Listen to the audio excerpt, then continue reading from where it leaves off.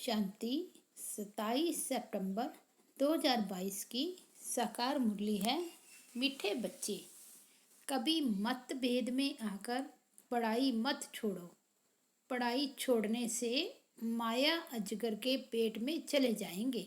प्रश्न है, यह कॉमन सत्संग न होने के कारण बाप को किन बातों में बच्चों को बार बार सावधान करना पड़ता है?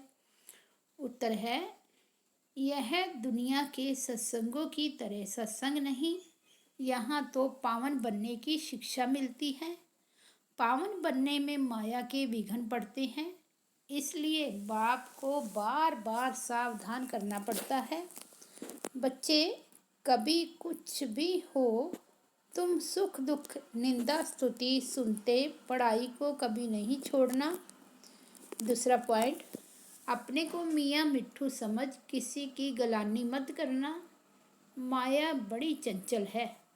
अगर बाप से रूठकर पढ़ाई छोड़ी तो माया माथा मोड़ लेगी, ग्रहचारी बैठ जाएगी। इसलिए श्रीमत लेते रहना।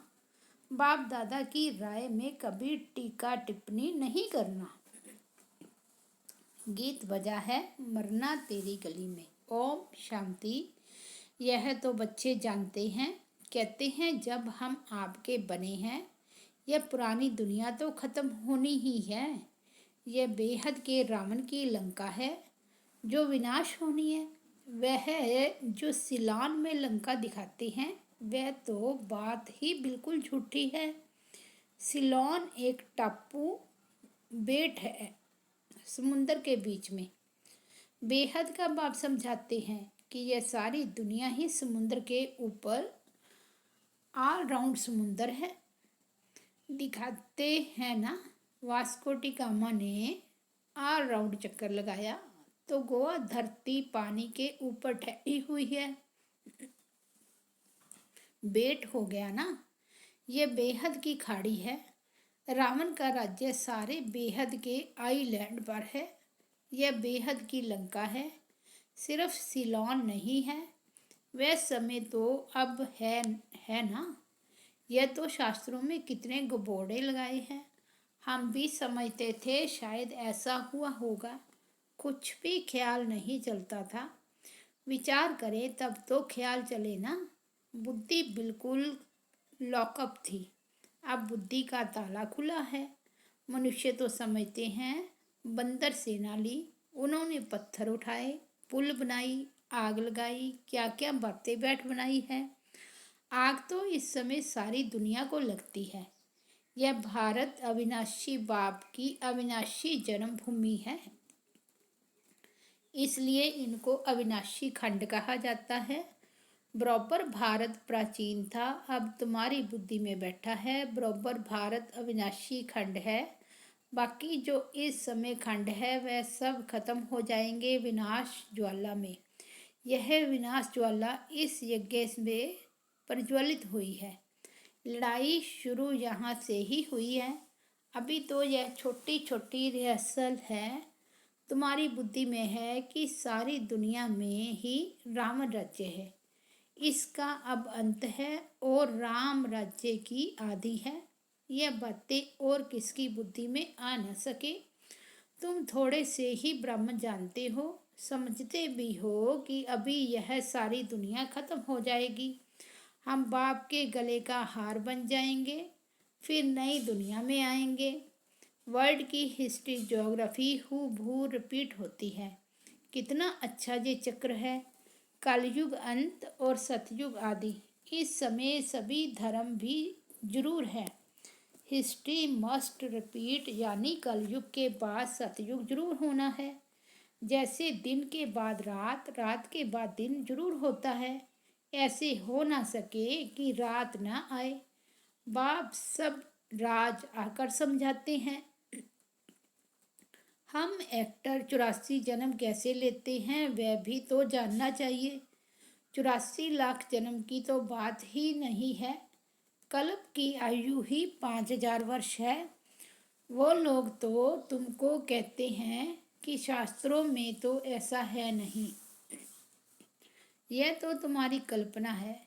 न जानने के कारण तो ऐसे ही कहेंगे ना, शास्त्र तो पढ़ते रहते हैं, उनका कोई दोष तो है नहीं। बाबा कहते हैं सतयुग में यह शास्त्र, कहानियाँ, नॉवेल्स आदि तो होंगी नहीं। वहाँ तो भारत बिल्कुल सचखंड बन जाता है। भारत खंड सबसे बड़े से बड़ा तीर्थ है। यहाँ सोमनाथ का मंदिर कितना भारी है। ऐसा मंदिर कब कहाँ भी बन नहीं सकता। फिर भी यह मंदिर आदि बनेंगे। कब बनेंगे? जब भक्ति मार्ग शुरू होगा तब बनाते हैं, और कोई तो बना ना सके। तुम सम्मत भी बना सकते हो। आज से फलाने टाइम यह भक्ति शुरू होगी। पहले लक्ष्मी नारायण ही पुजारी बनेंगे। सिंगल ताज होगा। शिव बाबा का सोमनाथ मंदिर बनाएंगे। फिर से मोहम्मद गजबनी आदि आकर लूटेंगे। यह बातें तुम बच्चों को बाप ही बैठ समझाते हैं। कहते भी हैं भगवान आया, गीता का ज्ञान इतना तो सुनाया, जो सारा सागर स्याही बनाओ, सारा जंगल कलम बनाओ तो भी लिख ना सके। और उन्होंने गीता फिर कितनी छोटी बना दी है। गीता लॉकेट में भी होती है। वैल्यूएबल चीज़ है ना, इतना लव गीता पर रहता है। बाबा ने इतनी छोटी सोनी डिब्बी में डाल प्रेजेंट भी दी है। अब तुम बच्चे समझते हो कि ज्ञान का सागर अथाह ज्ञान देते हैं और अंत तक देते ही रहेंगे। हम यह मुरली इकट्ठी कर सकेंगे क्या? यह रखने की चीज ही नहीं है। शास्त्र आदि तो फिर भी भक्ति मार्ग के काम में आते हैं। हम जो लिखते हैं वह फिर क्या काम में आएंगे? कहाँ तो हमारी 2-4 हजार मुरलियाँ और कहाँ उनों की करोड़ों के अंदाज में गीताएं बनती हैं। सब भाषाओं में सर्वशास्त्रमयी श्रोमणी गीता का बहुत मान है। गीता शास्त्र आदि कितने पढ़ते होंगे। बाप समझाते हैं यह ज्ञान जो तुमको मिलता है यह बिल्कुल ही नया है। इसका पुस्तक तो है नहीं। भगवान राजयोग कैसे सिखाते हैं ये अब तुम ब्राह्मण ही जानते हो। तुम्हारे में भी इस ज्ञान के नशे में रहने वाले बहुत थोड़े हैं। आज उस नशे में रहते कल भूल जाते। बाप को भूल जाते हैं तो ज्ञान को भी भूल जाते हैं। बाप को फारगति दी तो खलास। बाप का बनकर अगर विकार में गए तो गला घुट जाएगा, कुछ भी बोल नहीं सकेंगे। जो बहुत अच्छा प्रचार करते थे वह आज है नहीं। कोई ब्रह्मा कुमार कुमारी का आपस में मतभेद हुआ तो बाप से भी रूठ जाते हैं। बाबा इनको समझाते नहीं, यह नहीं करते, आखिरी रूठ कर पढ़ाई ही छोड़ देते हैं। इसलिए बाप कहते हैं कि लिख कर भी देते हैं कि बाबा मैं आपका हूँ, आपसे हम सदा सुख का वर्षा अविनाशी लेंगे। फिर फारगति दे देते हैं, डाइवोर्स दे देते हैं। अच्छी अच्छी बच्चियाँ भी आज वह है नहीं। तो वंडर है ना, माया अजगर के पेट में चले गए, फिर मुख से कुछ कह न सके, यह अविनाशी ज्ञान सुना न सके।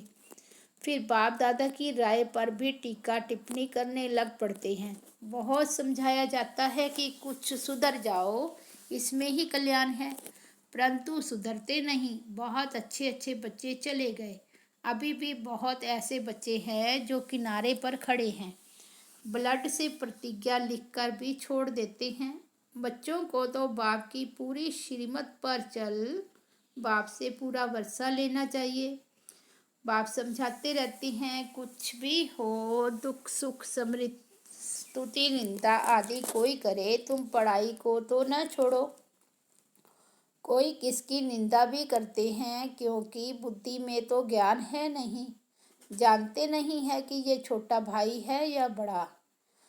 यह तो बाप ही जाने। अपने मुँह मियाँ मिट्ठू नहीं बनना है। माया बड़ी चंचल है, देह अभिमान वालों का माथा ही एकदम मोड़ लेती है। बाबा बच्चों को खबरदार करते रहते हैं, कहाँ न कहाँ माया वार करती रहेगी। अगर श्रीमत पर नहीं चलेंगे तो यह कोई कॉमन सत्संग थोड़े ही है। तुम कितना धीरज अर्थात धैर्यता से बैठ समझाते हो।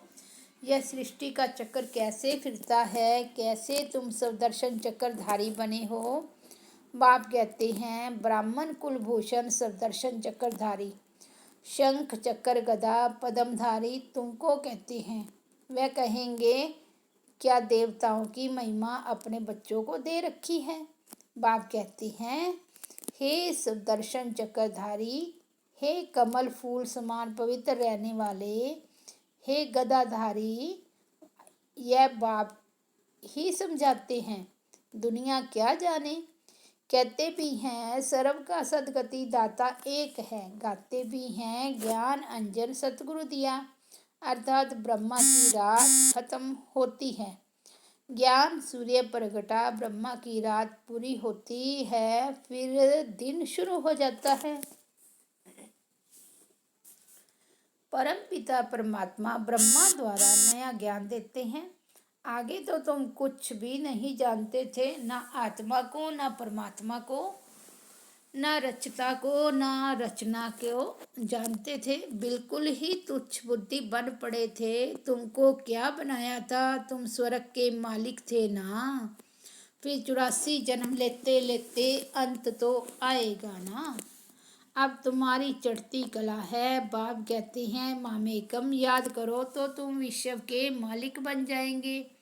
विवेक भी कहता है कि परम पिता परमात्मा है स्वर्ग का रचयिता, तो हम स्वर्ग में क्यों नहीं हैं। मनुष्यों की बुद्धि में नहीं आता कि भगवान ने तो नई सृष्टि स्वर्ग रचा, जहाँ देवी देवताएं राज्य करते थे। 5000 वर्ष पहले स्वर्ग था, अब फिर भगवान आए हैं स्वर्ग की स्थापना करने। यह बातें बुद्धि में अच्छी रीति बैठ जाए तो भी ओहो सौभाग्य। माया ऐसी है जो बिल्कुल ही पुरुषार्थ करने नहीं देती। नाक से पकड़ घूंसा मार एकदम बेहोश कर देती है। बॉक्सिंग है ना। बाबा कहते हैं, माया 1 सेकंड में गिरा देती है। सेकंड में जीवन मुक्ति से सेकंड में जीवन बंद बन पड़ते हैं, फार गति दे देते हैं। खलास निश्चय हुआ यह बादशाही लो, संशय हुआ खलास। बड़ा वंडरफुल खेल है। बाबा कहते हैं, अमृत वेले उठ विचार सागर मंथन करो। और तो टाइम सारे दिन में मिलता नहीं है। रात को तो वायुमंडल खराब रहता है। भक्ति भी सवेरे उठकर करते हैं। तुम बच्चों को मालूम है कि बाबा 1-2 बजे उठकर मुरली लिखते थे, जो तुम पढ़कर फिर क्लास कराते थे। फिर बाबा बैठ सुनते थे कि देखें कैसे मुरली चलाते हैं। यह सब तो शिव बाबा का ही कमाल था। कितने अच्छे अच्छे बच्चे थे, चले गए, आज है नहीं। माया ने एकदम श्रापित कर दिया। बाप तो वर्षा दे रहे हैं, तो बच्चों को पूरा पुरुषार्थ कर वर्षा लेना चाहिए। अच्छी रीति खुद भी समझते हैं, बाप भी समझाते हैं। बाप का हाथ छोड़ देते हैं। सब कहेंगे, तुमने बीके को छोड़ दिया है। तुमको तो निश्चय था ना कि हम बेहद का वर्षा पा रहे हैं। फिर क्या हुआ जो मुरली भी नहीं सुनते हो। फिर तो बाप को भी नहीं याद करते होंगे। फिर वह याद आदि सब उड़ जाती है। ऐसी दुर्गति शल किसी बच्चे की न हो। बाप तो समझ सकते हैं ना, यह बच्चा बड़ा खराब हो गया है।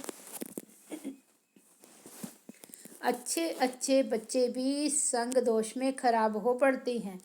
बाबा कहते हैं कि फर्स्ट क्लास बच्चे ही विजय माला के मन के बन सकते हैं। कई बच्चे लिखते हैं कि बाबा, हम आपकी माला का मन का जरूर बनेंगे। बाबा तो कहते हैं, तुम बनो, ओहो सौभाग्य। बाप भी चलन से समझ जाएंगे। सर्विस से ही बच्चों की वफादारी फरमानबरदारी सिद्ध होती है। अति मीठा बनना है। सन्मुख सुनने से वैराग्य आता है। ऐसा फिर कभी नहीं करेंगे। यह कहेंगे यहाँ से बाहर निकला बस खलास, सब भूल जाते हैं। कितनी वंडरफुल बातें हैं। बाबा के तो दिन रात ख्यालात चलते रहती हैं। प्रोजेक्टर में गोला इतना बड़ा दिखाई पड़ना चाहिए जो मनुष्य दूर से ही एकदम अच्छी रीति पढ़ सके। बड़ी दीवारों पर इतना बड़ा दिखाई पड़े, क्लियर हो। एक एक चित्र स्लाइड से इतना बड़ा दिखाई पड़े जो सामने कोई भी पढ़ सके। दो गोले भी इतने बड़े दिखाई पड़े। यहाँ से भक्ति मार्ग शुरू होता है। पहले होती है अव्यभिचारी भक्ति, फिर है व्यभिचारी भक्ति।